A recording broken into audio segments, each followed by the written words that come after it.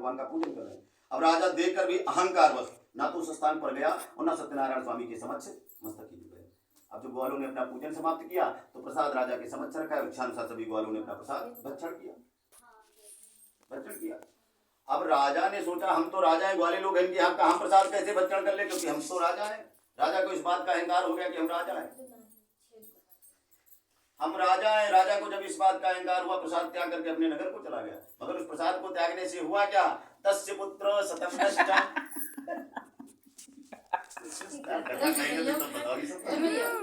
नहीं नारियल में छेद करे बेचारो सन की मटकी शुरू करे हैं।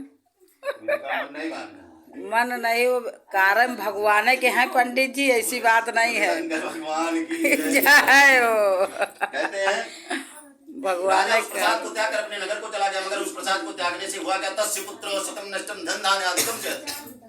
उसके 100 पुत्र मर गए, उसका जितना धन था सब नष्ट हो गया। तब राजा ने मन में विचार किया, हुआ कैसे, क्योंकि सांसारिक व्यक्ति हमको आपको दुख दे सकता है, पीड़ा दे सकता है, कष्ट दे सकता है, मगर मेरा कुछ बिगाड़ नहीं सकता है। और हमारा आपका जब कहीं कुछ बिगड़ता है तो एक प्रकार में किसी न किसी तरह से भगवान की सहमति होती, भगवान की इच्छा के बगैर मेरा कोई कुछ बिगाड़ नहीं सकता। अब जब राजा को विश्वास हुआ कि सत्यदेवन तत्सर्वं नाशितम निश्चितम, सत्यदेव भगवान ने ही मेरा नाश के निश्चित है, और जब ऐसा विश्वास हुआ तो राजा पुनः ग्वालों के पास वापस गया और ग्वालों के साथ बैठ करके भक्ति और श्रद्धा से युक्त होकर के सत्यनारायण भगवान का व्रत और पूजन किया।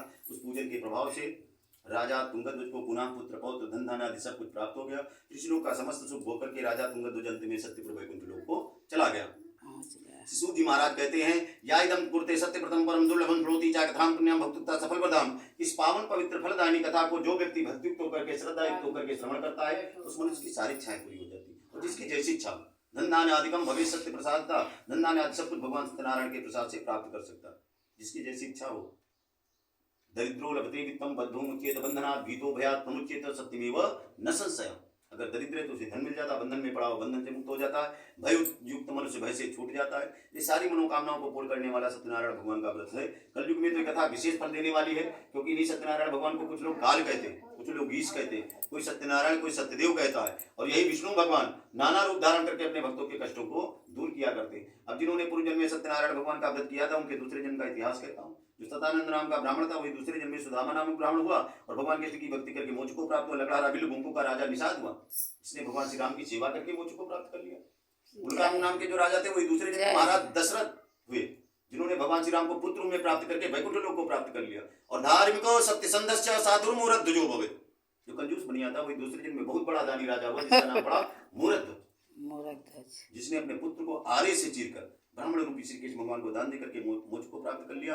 और तुंगध्वज नाम के जो राजा थे, वही दूसरे जन्म में स्वयं मनु हुए, जिन्होंने भगवत संबंधी संपूर्ण कृत्यों को करके इस लोक का समस्त सुख भोग करके अंत में सत्यपुर वैकुंठ लोक को चले गए। इति श्री स्कंद पुराणे रेवाखंडे श्री सत्यनारायण व्रत कथायां पंचमोऽध्याय श्री सत्यनारायण भगवान की जय हो।